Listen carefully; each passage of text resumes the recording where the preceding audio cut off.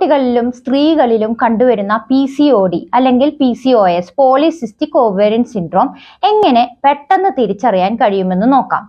പ്രധാനമായിട്ടും നമ്മുടെ വയറിന് ചുറ്റുമുള്ള കൊഴുപ്പ് ഇത് മെറ്റബോളിസം കുറയുന്നു, മന്ദഗതിയിലാകുന്നു എന്നുള്ളതും ഹോർമോണൽ ഇംബാലൻസ് അതേപോലെ ഇൻസുലിൻ റെസിസ്റ്റൻസ് കൂടുന്നു എന്നും കാണിക്കുന്നു. ഇങ്ങനെ ഒരു ലക്ഷണം നിങ്ങൾക്കുണ്ട് എങ്കിൽ അത് മെലിഞ്ഞ ശരീരപ്രകൃതമാണെങ്കിലും തടിച്ച ശരീരപ്രകൃതമാണെങ്കിലും വയറിന് ചുറ്റും മാത്രം കൊഴുപ്പ് അടിഞ്ഞു കൂടുന്നുണ്ടെങ്കിൽ ശ്രദ്ധിക്കേണ്ടതാണ്.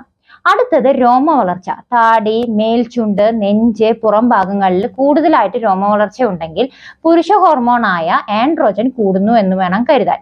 ഇതും ഒരു ലക്ഷണമാണ്. പിമ്പിൾസ് കൂടുക, അത് മുഖത്ത് അതേപോലെ താടി ഭാഗങ്ങളിൽ, നെഞ്ചത്ത്, പുറത്തൊക്കെ പിമ്പിൾസ് സാധാരണയിലും കൂടുതൽ കാണുന്നുണ്ടെങ്കിൽ ഇതും ഹോർമോണൽ ഇംബാലൻസിനെയാണ് കാണിക്കുന്നത്. ഊർജം കുറയുന്നു, ക്ഷീണം കൂടുന്നു, ഇങ്ങനെ ഒരു അവസ്ഥ. മൂഡ് ഫ്ലക്ച്വേഷൻ, പെട്ടെന്ന് ദേഷ്യം വരിക, ആങ്സൈറ്റി വരിക, കാര്യങ്ങളിൽ കോൺസെൻട്രേഷൻ കുറയുക, അതുപോലെ തന്നെ ഇറഗുലർ പീരീഡ്സ്, ഇതാണ് പ്രധാനമായിട്ടുള്ളത്.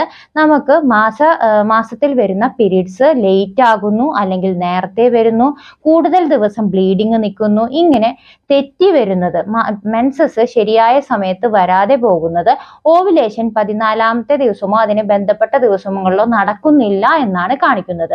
ഇങ്ങനെയുള്ള കാര്യങ്ങളിൽ 3ഓ 4ഓ ലക്ഷണങ്ങൾ നിങ്ങൾ കാണുകയാണെങ്കിൽ നിർബന്ധമായിട്ടും നിങ്ങൾ USG അൾട്രാസൗണ്ട് സ്കാൻ ചെയ്ത് അബ്ഡോമൻ ആൻഡ് പെൽവിസിന്റെ അൾട്രാസൗണ്ട് സ്കാൻ ചെയ്തിട്ട് PCOD ഉണ്ടോ ഇല്ലയോ എന്ന് നോക്കേണ്ടതാണ്.